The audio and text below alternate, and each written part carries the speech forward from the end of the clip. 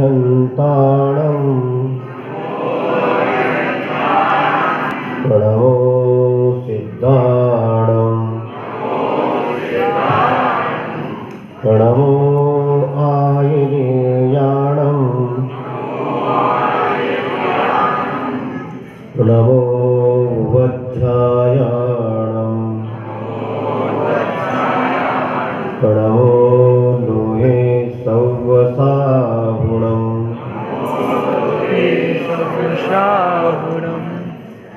मंगलं भगवान् वीरो मंगलं गौतमो गणे मंगलं कुन्दकुन्दार्यो जैनधर्मोऽस्तु मंगलं सर्वमङ्गलमाङ्गल्यं सर्वकल्याणकारकं प्रधानं सर्वधर्माणां जैनं जयतु शासनं जैनं जयतु शासनम्। मूल नायक 1008 श्री पार्श्वनाथ भगवान की चारित्र चक्रवर्ती परम पूज्य आचार्य श्री शांति सागर जी मुनि महाराज की परम पूज्य आचार्य श्री अभिनंदन सागर जी मुनि महाराज की परम पूज्य आचार्य श्री विद्यासागर जी मुनि महाराज की परम पूज्य आचार्य श्री रैण सागर जी मुनि महाराज की विद्या वाग्मी ज्ञान रत्नाकर परम पूज्य गुरुवर आचार्य श्री उदार सागर जी मुनि महाराज की जय, सागर जी महाराज की जय। देखिए, आज पर्यूषण पर्व का पहला दिन है और इसमें केवल हमारे अनिल जी काले और बाला भैया पास होते हैं और हम चाहते हैं कि यहाँ जितने लोग बैठे सभी और जो घर में है वो भी सभी लोग आगे बढ़े और ये जो शिविर है इसमें सब पास हो जाए और आपकी जयकारा की आवाज सहागढ़ में विराजमान गुरुदेव आचार्य सिद्धार्थ सागर जी महाराज तक आवाज पहुंच जाए, इसमें बीच में भीड़ लगा है। तो आइए फिर से जयकारा बोलेंगे। विद्या वाग्मी ज्ञान रत्नाकर परम पूज्य गुरु आचार्य श्री उदार सागर जी मुनि महाराज की उत्तम क्षमा धर्म की उपसान सागर महाराज की जय। धर्म की आराधना का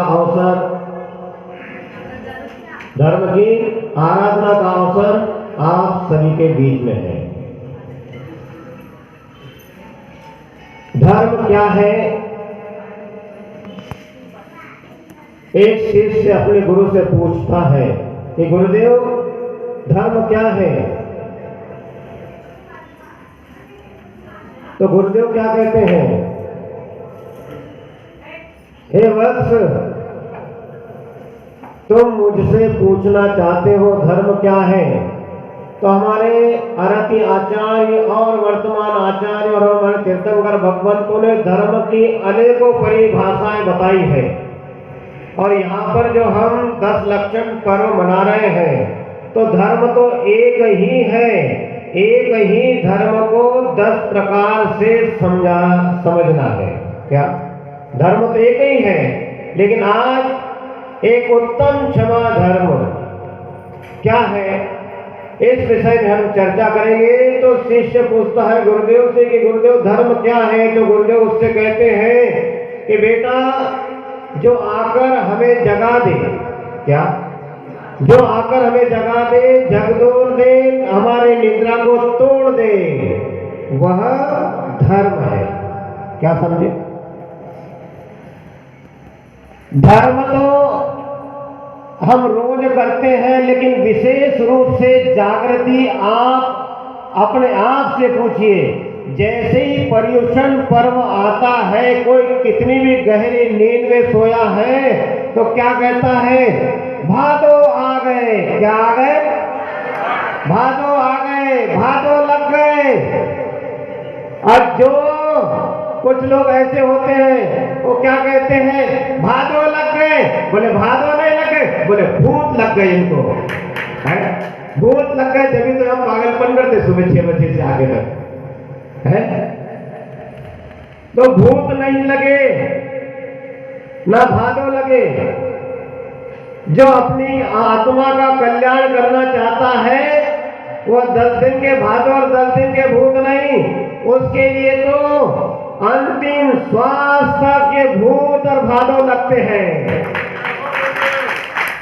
तभी उसका कल्याण होता है। लेकिन हम ये जो 10 दिन जो होते हैं, तो 10 दिन में क्या है, हमारे दादाजी, परदादाजी, हमारे चाचा जी, मामा जी जैसा करते आए हैं परंपरागत ढंग से हम उसके करने के आदी हो गए। क्या करते हैं, जैसा पुराने लोग करते आए हैं बस वैसी हम करते आए हैं, और तैयारी भी बड़ी धूमधाम से करते हैं। जैसे आप लोग और हमारी जवान पार्टी, नौजवान पार्टी, जो विचारों को किसी पद की आवश्यकता नहीं है, क्या जैसे बहुत से बच्चे हैं यहाँ पर, जैसे अभी जीतू था काले था, जैसे पप्पू, जवाई सूरज, ऐसे कितने ही बच्चे हैं यहाँ पर हमारे। मोहित, अगर सब के भी नाम ले तो हाजिरी रजिस्टर भर जाएगा। महाराज बोले प्रवचन कर रहे कि हाजिरी रजिस्टर भर रहे, तो इसलिए यहाँ जितने भी नौजवान पार्टी है और उनका पुराने लोगों का सहयोग लेते हैं, सभी मिलजुल के महिलाएं पुरुष बड़े उत्साह के साथ आपने तैयारी की है और आज कमर कस के बैठे हैं कि पर्युषण पर्व मुनिराज के सानिध्य में और त्यागी व्रती हमारे दीदी लोग आई हैं, उनके सानिध्य में हम आनंद के साथ मनाएंगे। और सब जगह तो पर्युषण पर्व आज से प्रारंभ हुआ है, लेकिन हमारे चिचोली नगर में कल से ही प्रारंभ हो गया। लगाना आपको ऐसे कि कल जो था बढ़िया धूमधाम से आपने पूजन पाठ की शांति विधान किए, तो ऐसा ये धर्म है जिसके दिल में उमंग है, जिसके अंदर उत्साह है, वही इस धर्म का आनंद ले पाता है। और जो तैयारी होती है, तैयारी कैसे करते हैं कुछ लोग, घर में यदि बेटे की शादी हो, बेटी की शादी हो तो तैयारी करते हैं। और कोई विद्यार्थी उसकी परीक्षा आ जाए, एग्जाम आ जाए तो वो तैयारी करता है। लेकिन जब हमारे जीवन को अच्छा बनाने की बात आती है तो उसकी तैयारी हम करते क्या समझे, उसकी भी हमें तैयारी करना होता है। जैसे आपने बढ़िया पूजन पाठ की है, कल भी की है और रोज कर रहे हैं। यहाँ तो चिचोली नगर ऐसा है जो बाहर से आता है तो वास्तव में प्रसन्न हो जाता है।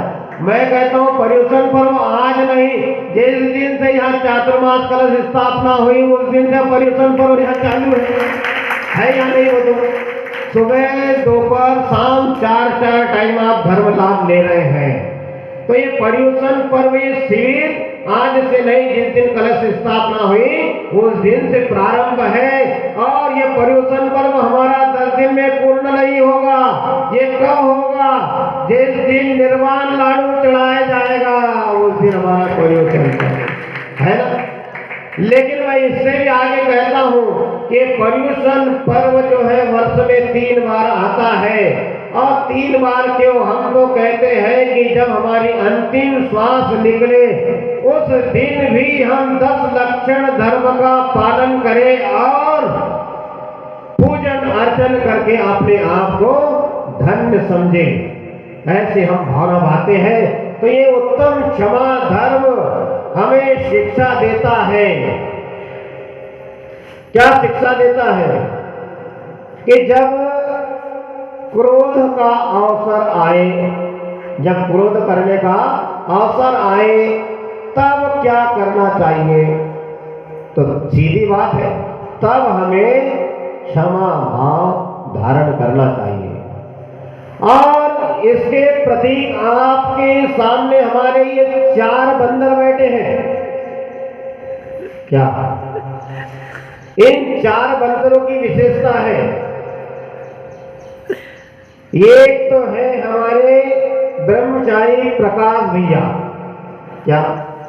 और दूसरे हैं हमारे संजू काका ब्रह्मचारी आठनेर वाले, और तीसरे हैं हमारा कलाकार ब्रह्मचारी विशाल इंदौर, और चौथे जो छुपे हुए थे अभी तक घर में बाबूराव जी राजे ब्रह्मचारी जिन्होंने आज व्रत लिया 7 प्रतिमा। ये 4 बंदर ऐसे हैं, यदि क्षमा क्या है तो आप इनसे सीखिए। आप बोलो महाराज आपको कोई मिला नहीं था, लेकिन ये लोग बरसों से हमारे साथ जुड़े हैं। आप कुछ भी कहो इनको, जैसे हमारा काका, इनको कितना भी डांटो, कुछ भी करो, गलती होती है। गुरुदेव आचार्य श्री उदार सागर मुनि महाराज जी के बेबी इनको जब डांटते हैं, क्योंकि 2-4 साल से साथ में ही है, तो जब डांटते हैं तो एकदम चुप रहता है बच्चा। हमने एक दिन पूछा, भाई तुमको गुस्सा नहीं आती? बोले नहीं। तो मैंने क्यों, ऐसा क्या मंत्र है तुम्हारा? बोले महाराज जी जब मुझे कोई भी डांटता है तो उस समय मैं नमोकार मंत्र का जाप करता हूं तो मेरे को गुस्सा नहीं आता। मेरी सीखने की चीज है, प्रवचन तो प्रवचन है। क्या प्रवचन सुनकर यदि हमारे मन में शांति नहीं आई, अशांति फैले, तो प्रवचन क्या करें, कोई काम का नहीं।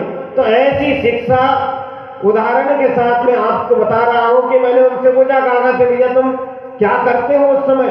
तो हम नमोकार मंत्र का जाप करते हैं, उससे हमको गुस्सा नहीं आती। कोई बोलते गुस्सा शांत करने का कोई उपाय बताइए, तो सबसे बड़ा यही उपाय है कि मौन रहो और नमोकार मंत्र का जाप करो, सामने वाला अपने आप शांत हो जाता है। तो ऐसी ये प्रक्रिया अपनाना चाहिए। और क्रोध आने के जो है ना कारण बहुत से हैं, क्रोध आने के कारण बहुत से हैं, लेकिन जो क्रोध को पी जाता है वही सच्चा क्षमावान है। जैसे आप मेरी भावना पढ़ते हैं तो मेरी भावना में जो 2 पंक्तियां हैं बहुत गजब की है। दुर्जन क्रूर कुमार्ग रतों पर क्षोभ नहीं मुझको आवे, साम्य भाव रखूं मैं उन पर ऐसी परिणति हो जावे। ऐसी ये बहुत ही गहन अर्थ छुपा है इन 2 पंक्तियों में। जो इन 2 पंक्तियों को जो भी व्यक्ति अपने जीवन में अंगीकार कर लेता है वह संक्लेश परिणाम से बच जाता है। मात्र 2 पंक्तियों को भी हम अच्छे से समझ ले तो उत्तम क्षमा धर्म हमें समझ में आ जाता है। क्यों? क्योंकि ऐसे क्रूर मार्ग पर ऐसे बहुत से ऐसे मिलेंगे दुर्जन व्यक्ति, क्योंकि ये व्यवहार जगत है, इसमें दुष्टों का भी संयोग होता है, सज्जनों का भी संयोग होता है। तो उस समय हमें क्या करना चाहिए? उत्तम क्षमा भाव धारण करना चाहिए, क्योंकि सज्जन होना तो बहुत सरल है, लेकिन दुर्जनों के व्यवहार को पचा पाना बहुत कठिन होता है। कोई आपसे कहे कि 1 घंटा भाई साहब आप मौन रहना, तो बोले हाँ कोई बात नहीं। और उसी से कहा जाए कि यदि आपको कोई गाली दे तो आप चुप रहना, बोलेगा ऐसे कैसे हो सकता है हमारा, क्या इतना कमजोर समझ लिया मुझे? क्या बोलेगा? इतना कमजोर समझ लिया? वो कहेगा कि नहीं ये मुझसे नहीं हो सकता। तो कभी कभी आदमी देखता है कि सामने वाला उसका स्वभाव कैसे है, ताकतवर है, कमजोर है, उस हिसाब से भी वो व्यवहार करता है और अपने क्रोध को शांत कर लेता है। एक व्यक्ति साइकिल चलाते हुए जा रहा है, रास्ते में साइकिल खड़ी किया और किसी काम से कोई दुकान वाले के पास मिलने गया। वहीं पर एक बहुत बड़ा पहलवान मिला, उनकी अब पता नहीं क्या हुआ, तो पहलवान ने उसे जोर से थप्पड़ मारा तो तिलमिला गया और पहलवान आगे बढ़ गया। अब वो साइकिल वाला व्यक्ति तिलमिला गया कि पहलवान आदमी ने मुझे थप्पड़ मार दिया, अभी देखता हूं मैं इसे। तो पहलवान के पीछे पीछे वो भी भागा और पहलवान के सामने खड़े होकर कहता है कि भाई साहब, आपने मुझे थप्पड़ मारा। तो पहलवान कहता है, हाँ मैंने मारा, तुझे क्या करना है, तुझे क्या करना है? तो पहलवान को देखकर वो साइकिल वाला कहता है, नहीं पहलवान साहब, मैं तो ऐसे ही पूछ रहा हूं, मैं तो आपसे ऐसे ही पूछ रहा हूं कि आपने थप्पड़ मुझे मारा, तो आप ये बताइए कि आपने क्या मुझे सही में थप्पड़ मारा? बोले हाँ सही में मारा, बोल तुझे क्या करना है? तो बोले पहलवान साहब, मुझे मजाक पसंद नहीं है। समझे आप बात को? पहलवान मजबूत ताकतवर है, तो बोले यदि आपने सही में मारा तो कोई बात नहीं, मजाक में मारा हो तो बोले मजाक मुझे पसंद नहीं है। तो ऐसा ताकतवर आदमी देखकर भी आदमी क्षमा भाव धारण कर लेता है। तो क्षमा भाव कैसे भी हो, हमें क्षमा भाव तो धारण करना ही चाहिए, कुछ भी हो जाए, कैसे भी हो। जब भी कभी क्रोध का अवसर आता है तो हमें क्षमा भाव अवश्य धारण करना चाहिए, क्योंकि क्षमा धारण किए बिना हमारा कल्याण होने वाला नहीं है।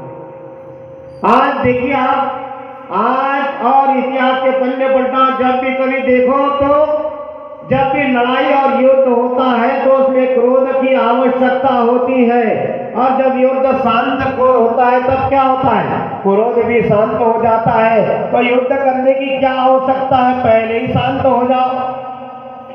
और छोटी छोटी बातें तो जीवन में बहुत सी ऐसे घटते रहती है, ऐसी घटते रहती है कि उत्तम क्षमा हम बोलते रहते हैं, और जैसे ही कभी अवसर आया तो हम सब कुछ भूल जाते हैं और उससे लड़ने झगड़ने के लिए तैयार हो जाते हैं। तो जो व्यक्ति उत्तम क्षमा को विसार देता है वो उत्तम क्षमा धर्म तो क्या, उत्तम क्षमा धर्म की परिभाषा को भी नहीं समझ पाता है। और उत्तम क्षमा की परिभाषा तो उसे समझ में आएगी जिसने यह संकल्प कर लिया कि मैं भी शांति से जीऊंगा और सामने वाले को भी शांति से जीने दूंगा। तो वहां क्षमा धर्म उत्पन्न होता है कि मैं भी जीऊंगा और मन वचन काय से किसी को भी संकलेश नहीं पहुंचाऊंगा। ऐसा एक क्षमा धर्म है। और क्षमा का तो बहुत से अर्थ है क्षमा शब्द के, कि अपने आप में सहन करते चले जाओ। आप देखिए, जो जितना सहन करता है वो उतना ऊपर उठते जाता है, ऊपर उठते जाता है। ये अनंतानुबंधी कसाय क्रोध मान माया जहां होती है वहां पर क्षमा हो ही नहीं सकती। और जहां अनंतानुबंधी क्रोध मान माया लोग चला जाता है तो वहां पर उत्तम क्षमा, अनंत उत्तम क्षमा आ जाती है। जहां क्रोध चला जाए तो ऐसी उत्तम क्षमा है कि अपने आप में सहन करते चले जाना, चाहे कितनी प्रतिकूलता क्यों न हो। सौम्यता, शांतता, गंभीरता, धैर्य और सहिष्णुता अपने अंदर प्रकट होती चले जाना चाहिए। इसी का नाम उत्तम क्षमा धर्म है। और नहीं तो छोटी छोटी बातों में आदमी कसाय करता है और उसका फल बाद में भोगता रहता है। एक भिखारी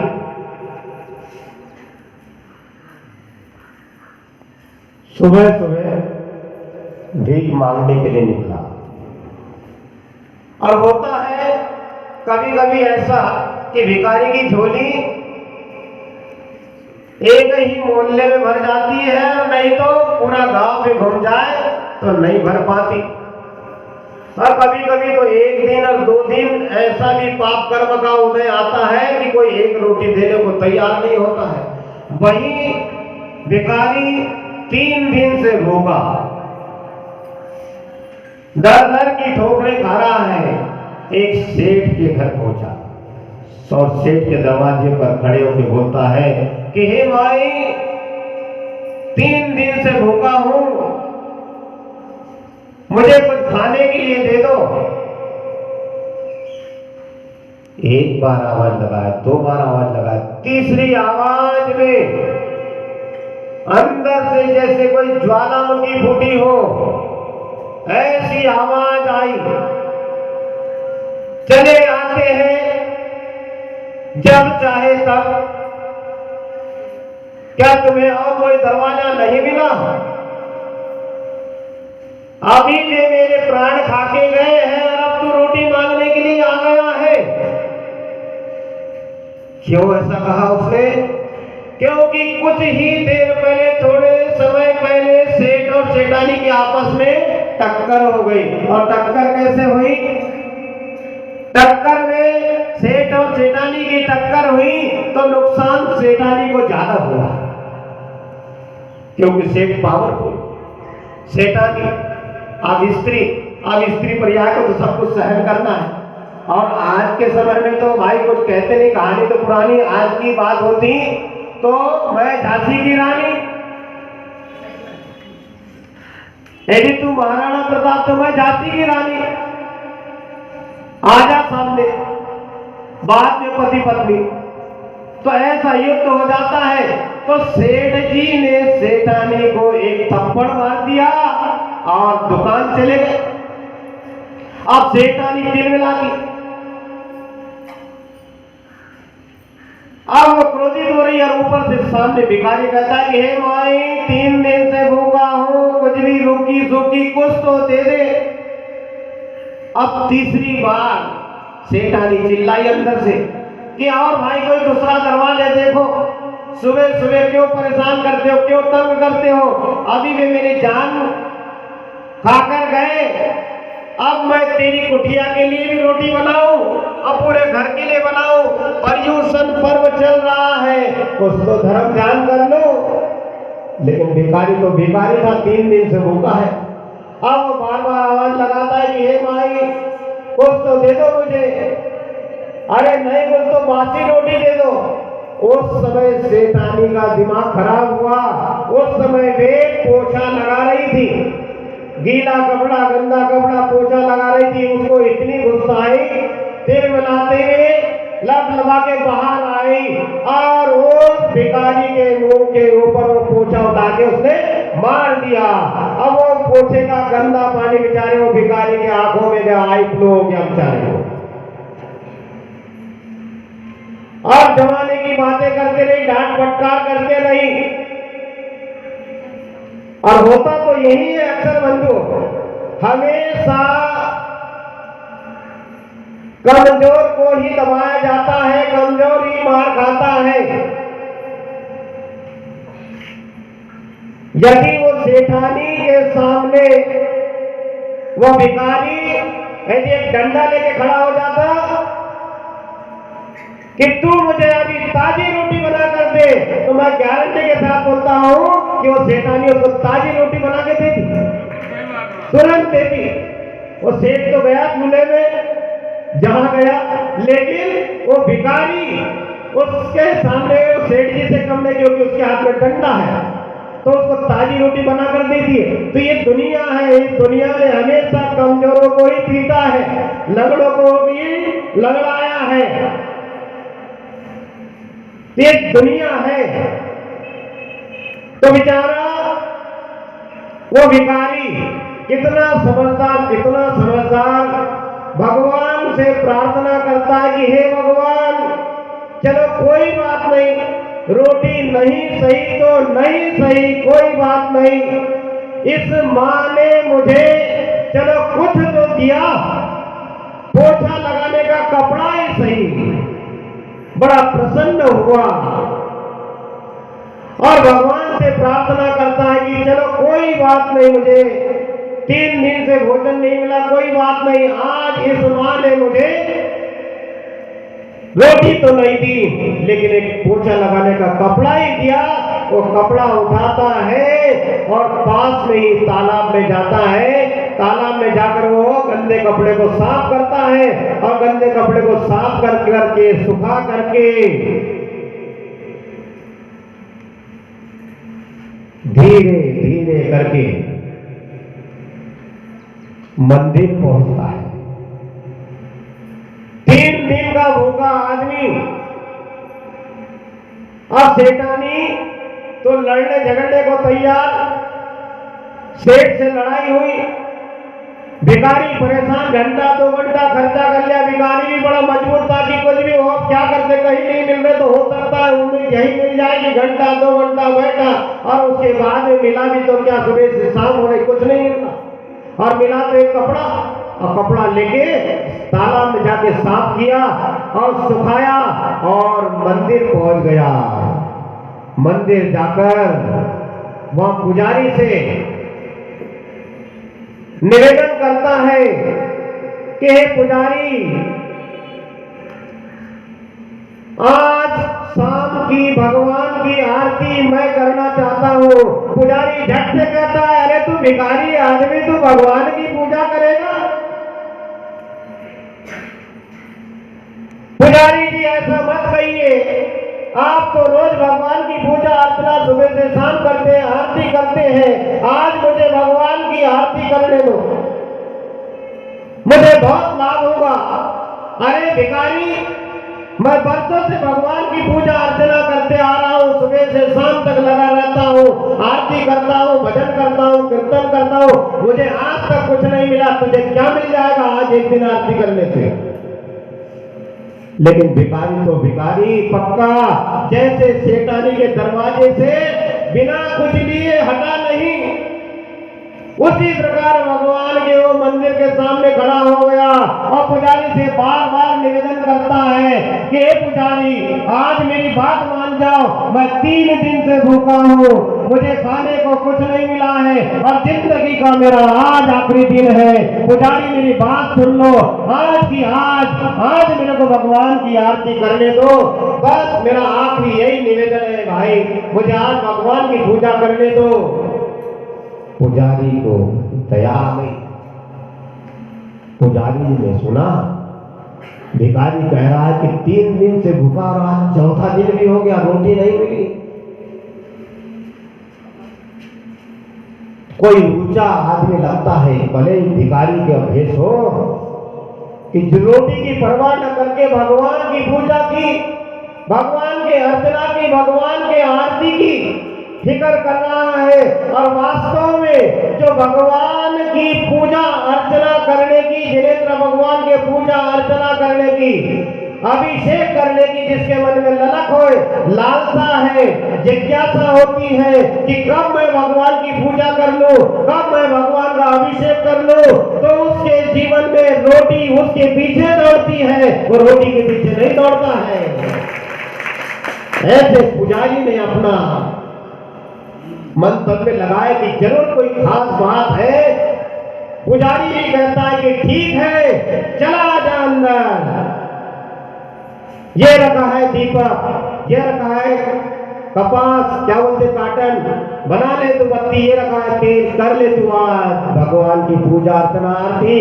उस समय भिखारी कहता है कि पुजारी जी मेरे पुण्य से आज मुझे यह कपड़ा मिला है, मुझे काटन की जरूरत नहीं है, मुझे कपास की जरूरत नहीं है, मुझे बत्ती की जरूरत नहीं है, मुझे बड़े पुण्य से आज मुझे एक माँ ने मुझे कपड़ा दिया है, बस मुझे थोड़ा सा तेल और दीपक और माचिस दे दो, बस मैं इस कपड़े की बत्ती बनाकर भगवान की आरती करना चाहता हूँ। पुजारी ने सोचा बहुत ही गजब का भिखारी है, आज तक ऐसा भिखारी नहीं देखा।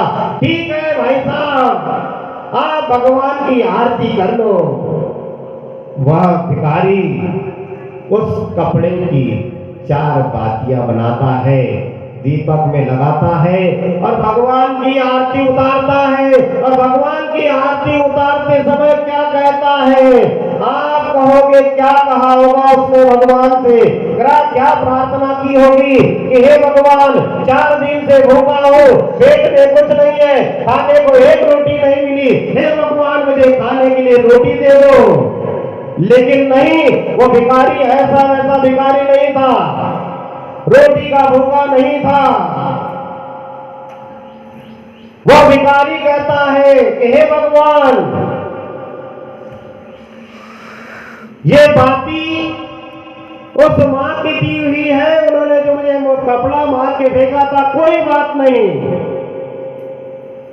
चाहे प्रेम से भी देती या मार के भी दिया तो कोई बात नहीं, वो मेरी मां है, कुछ तो दिया उसने, वह कपड़ा, ये वही कपड़ा है भगवान मैंने जिसकी बाती बनाई है, और मैं आपकी आरती उतार रहा हूं और प्रार्थना करता हूं भगवान कि ये उस मां का दिया हुआ कपड़ा है जिसकी मैंने बाती बनाई और पुजारी ने मेरा सहयोग किया है, और ये बाती जगमगा रही है, इस मंदिर के अंधकार को दूर कर रहा है ये प्रकाश दीपक, ये बाती इस मंदिर के अंधकार को दूर कर रही है।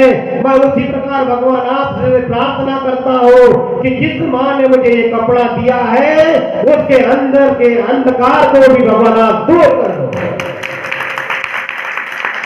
ये भावना भाया उसने भिखारी में, उसने ये नहीं कहा कि भगवान 4 दिन से भूखा हो, मुझे रोटी दे दो। वह कहता है कि नहीं, उस मां के अंदर जो क्रोधाग्नि चल रही है, क्रोध का जो अंधकार है, हे भगवान उसके अंधकार को मिटा दो और उसके अंदर एक क्षमा रूपी प्रकाश को फैला दो। ऐसी ऐसी भावना भाने वाले भी भारतवर्ष में पड़े हैं, बिना रोटी के इस दुनिया से चला गया, लेकिन उत्तम क्षमा धर्म को नहीं छोड़ा, और जो उत्तम क्षमा धर्म को नहीं छोड़ता है, मैं विश्वास के साथ कहता हूं कि वह व्यक्ति आज नहीं तो कल सच्चे सुख को प्राप्त करेगा। इतना हमें विश्वास होना चाहिए।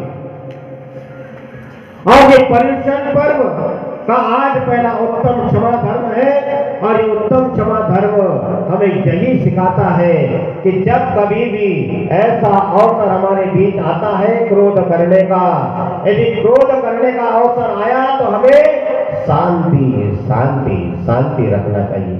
मात्र हम भगवान के ऊपर शांति धारा करके शांत हो जाते, लेकिन नहीं, अंदर से भी शांति धारा होना चाहिए। क्षमा रूपी जल से हमारी आत्मा का सिंचन हमें करना होगा, तब हमारा क्रोध शांत हो सकता है। और क्रोध आने के तो इतने कारण है, बहुत से कारण है, लेकिन एक कारण बहुत विशेष महत्व रखता है, और वह है अपेक्षाओं की पूर्ति का न होना। यदि आपने कहा, किसी से कोई काम बताया और आपका काम नहीं हुआ, तो आप उसके ऊपर भड़क पड़ते हैं, आप उससे लड़ाई करने के लिए तैयार हो जाते हैं। घर परिवार में ही देख लो, जब कोई घर में नई नई बहू आती है, उस समय सास कहती है, वो देखती है 1 दिन 2 दिन 4 दिन, ये हो क्या रहा है, अरे मैं सास हूं, क्या हो, सास हूं। मैं भी कहता हूं कि तू सास है, यदि तेरे अंदर की श्वास हमेशा के लिए निकल जाती तो माटी का पुतला बना, कोई दम नहीं रहता तेरे से। बात तो सही, वो कहती है मैं सास हूं, और बहू भी कहती है लेटे लेटे कि मैं भी अपनी माँ बाप की सच्ची औलाद हूं। ऐसी नहीं आई हो आपके, सोच लेना। और सास भी कहती है कि मैं भी घर की महारानी हूं, और तुझे इसलिए नहीं लाया है कि तू 4 दिन तक अपने मर्जी से खाओ पियो और सोते रहो। नहीं, ऐसा नहीं चलेगा। यहाँ पर तुझे मेरे अनुसार चलना होगा। और बहू कहती है कि मैं भी अपने माँ बाप के जैसी रहूंगी, नहीं मैं भी वैसी ही रहूंगी। तो यहाँ पर क्या होती है, होता है कि अपेक्षाओं की पूर्ति नहीं हो पाती है। और विद्यार्थी को भी देखिए, कोई विद्याध्ययन करने वाला विद्यार्थी हो, उसके पिताजी कहते हैं कि सुन ले बेटा, महंगाई का जमाना है। क्या महंगाई का जमाना है। आज की स्थिति में जो पढ़ाई करने का तरीका जो बदल गया है, आज बच्चा दीवार से टिक कर बैठा है, घुटने मोड़ा है और दोनों घुटनों के बीच में अपनी किताब रखता है और उस किताब के अंदर से ऐसा दिव्य प्रकाश निकलता है। कैसा दिव्य प्रकाश, जैसे किसी के ऊपर मर्क्यूरी लाइट का फोकस मारना हो। पिताजी की भी बात सही है, महंगाई का जमाना है, मैं तेरी सारी आवश्यकताओं की पूर्ति कर रहा हूं और तेरे किताब में से जो दिव्य ज्योति प्रकट हो रही है, जो प्रकाश निकल रहा है, हमने भी विद्याध्ययन किया, हमने भी पढ़ाई की है, लेकिन हमारे पुस्तकों से ऐसा दिव्य प्रकाश कभी प्रकट नहीं होता था। आज तुम लोगों की पुस्तकों से दिव्य प्रकाश कैसे प्रकट हो रहा है? तो बच्चा किताब के अंदर बड़ा सा मोबाइल रखता है और मोबाइल का जो लाइट चमकता है कि नहीं, बोलो, अंधेरे में मोबाइल का लाइट। तो ऐसी आज की पढ़ाई है, पुस्तक के अंदर सामने मोबाइल रखा है, ऐसा दिव्य ज्योति प्रकट होती है। इसलिए पिताजी बच्चे को समझाते कि सुन ले बेटा,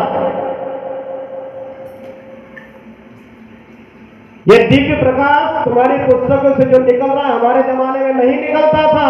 इसीलिए मैं कह रहा हूं कि इस वर्ष जो है पूरे क्लास में तुझे टॉप करना है, फर्स्ट डिवीजन आना है।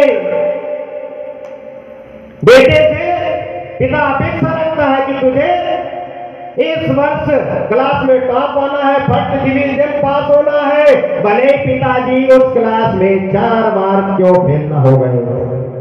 क्या पिताजी जब पढ़ते थे उस क्लास में भले 4 बार फेल हुए, लेकिन बेटे से अपेक्षा रखते हैं कि बेटा तुझे टॉप में आना है, तुझे अच्छे नंबरों से पास होना, फर्स्ट डिवीजन आना है। तो ऐसा ये अपेक्षा की पूर्ति का नहीं होना, यहां भी क्रोध उत्पन्न होता है।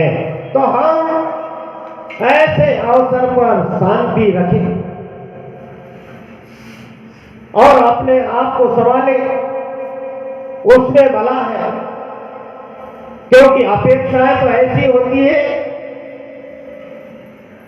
क्योंकि जिंदगी के अंतिम समय तक भी पूरी नहीं होती, अपेक्षाओं की कभी भी पूर्ति नहीं होती। ये मानकर चले तो हमें उत्तम क्षमा धर्म पालन करने में कोई तकलीफ नहीं होती है। लेकिन होता क्या है कि मैं बड़ा मैं बड़ी, इसमें क्षमा धर्म का पालन नहीं होता। अरे कई जगह तो ऐसा भी हो जाता है कि पता नहीं चलता है, जो चिल्लाता है उसी को आदमी कहते हैं कि बहुत क्रोध करता है, बहुत गुस्सा करता है, बहुत बोलता है, ये बहुत बोलती है, इसका माइक तो कभी बंद ही नहीं होता है।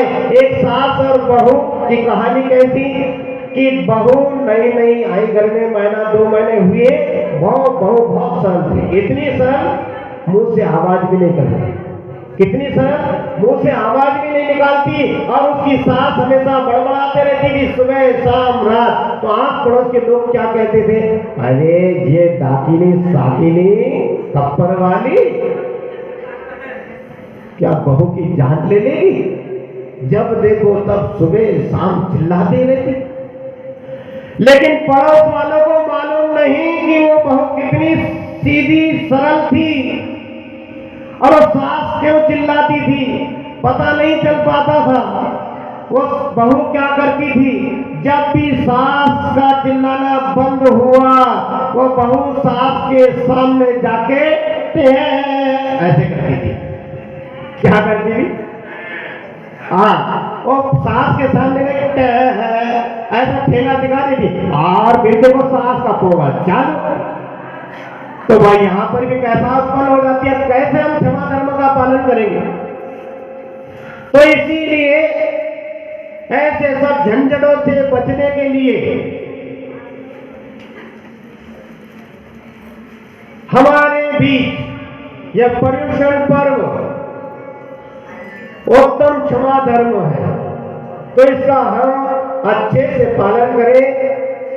हमारे जीवन में भी और आपके जीवन में भी, सभी के जीवन में ये उत्तम क्षमा धर्म आए। इसी मंगल भावना के साथ परम पूज्य गुरु आचार्य श्री उदार सागर जी महाराज की जय। राजा की